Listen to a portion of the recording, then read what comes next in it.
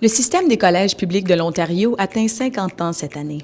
C'est un moment idéal pour voir ce qui fonctionne bien et ce qui pourrait exiger un peu de mise au point. Un domaine qui nécessite un certain travail est la façon dont les décisions pédagogiques sont prises. À l'heure actuelle, les décisions qui influent sur la qualité de l'éducation ou les normes de l'enseignement sont prises par les administrateurs qui se concentrent sur la meilleure façon d'équilibrer les budgets et non pas sur la meilleure façon d'éduquer les étudiants. Les membres du personnel scolaire proposent un modèle différent appelé la gouvernance collégiale. Dans ce modèle, tout le monde se concentre sur les domaines qu'ils connaissent le mieux, afin que les étudiants puissent obtenir la meilleure éducation que les collèges peuvent offrir. Il ne s'agit pas de recommencer à zéro. La gouvernance collégiale est déjà une réalité dans les universités ontariennes et dans les collèges d'autres provinces.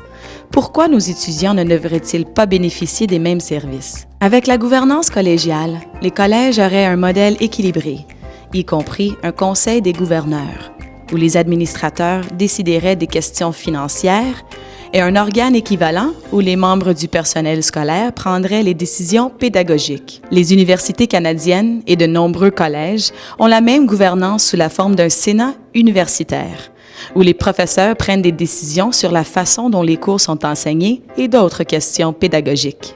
Cela permet à chacun de se concentrer sur ses points forts. Les administrateurs formés dans le secteur des affaires peuvent s'assurer que les collèges utilisent le financement comme il faut. Et les membres du personnel scolaire, formés à l'enseignement, peuvent utiliser leur expertise pour soutenir l'apprentissage des étudiants. Quel est le problème avec la façon dont les choses fonctionnent maintenant?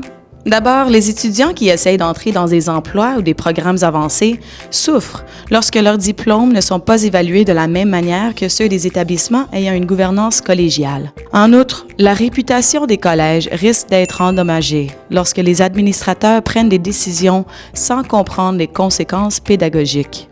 Le public peut également être mis en danger. Voulez-vous qu'un agent des services paramédicaux ou un administrateur décide si un étudiant est prêt à obtenir son diplôme de services paramédicaux?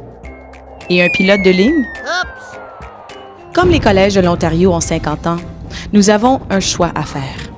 Est-ce que nous suivons le chemin sur lequel nous sommes, où les administrateurs se sont concentrés sur les budgets qui prennent des décisions concernant l'éducation des étudiants, ou allons-nous prendre un chemin différent, qui permet à tout le monde de se concentrer sur les choses qu'ils connaissent le mieux, de sorte que nos étudiants aient la meilleure chance de réussir? Quel chemin voudriez-vous que les collèges de l'Ontario prennent?